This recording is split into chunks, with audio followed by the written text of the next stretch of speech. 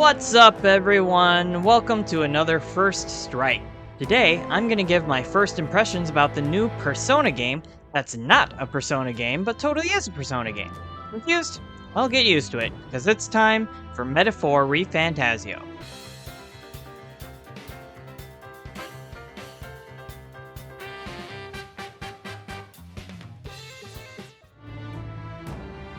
You know, for as much as I enjoy a good RPG, it's the least likely kind of game I would finish. Action RPGs are more my jam, but CRPGs are way on the other end of the scale of my gaming abilities. My brain just has a terrible time wrapping its head around whatever I'm supposed to be doing in those. But I have a circle of D&D obsessed friends that will force me to play Baldur's Gate 3, so sit tight, it's just a matter of time.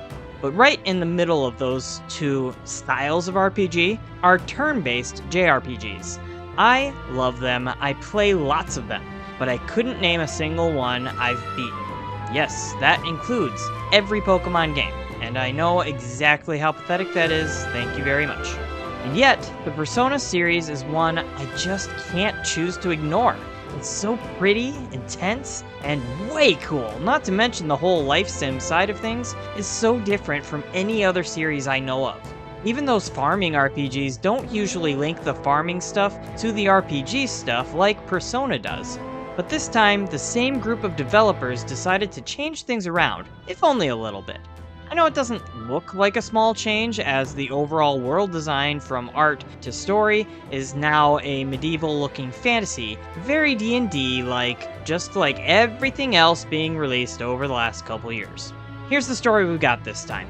This fantasy world consists of a variety of people tribes, each with very distinct physical traits that set them apart.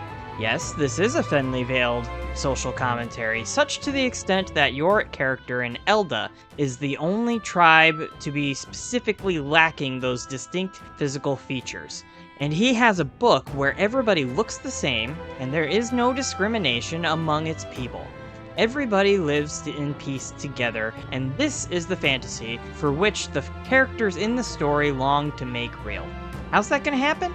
Well, after he's assassinated, the king invokes a royal spell that turns the race for the throne into a reality show style competition to win faith from the hearts of the people in the kingdom. There's even a magic rock placed in a bunch of locations throughout the land that show the faces of those in the running, with the candidate in the lead showing the largest face. Yeah, you heard right. In an American election year, we have a Japanese fantasy game presenting its own version of an election, and for everyone's sake, I hope the prince wins, though I don't know if he's actually suited for the throne, seeing as an assassination attempt years before has left him cursed and unable to do anything. That's why our character and his entourage are trying to assassinate one of the other candidates, a super strong archmage and military genius, the one responsible for both the king's death and the prince's curse. If he dies, the prince may return. This is our mission. No pressure at all. So, maybe you've heard the legends about JRPG prologues, how much time it takes to set all the characters, setting, and main plot into motion. Yep, we got that. Overall, it's not that terrible of a prologue, as there is an enormous amount of background lore to keep up with, and it leans into the dungeon crawling RPG side of the gameplay, i.e. the fun part. Now, I'm not saying that the life sim stuff is unsatisfying, but on its own, it would not be that compelling. The same could be said about the RPG side of the gameplay, that's more likely to appeal to the primary target audience. At the end of the day, it's the beautiful symphony between the two gameplay styles that makes Persona, and now Metaphor, a fantastic experience.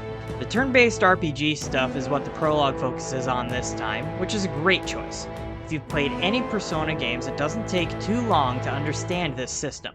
It still relies primarily on finding enemy weaknesses and utilizing your abilities to take advantage of that. There are a few differences, like moving from the front to the back row, and gaining more turn actions by landing criticals and super effective skills.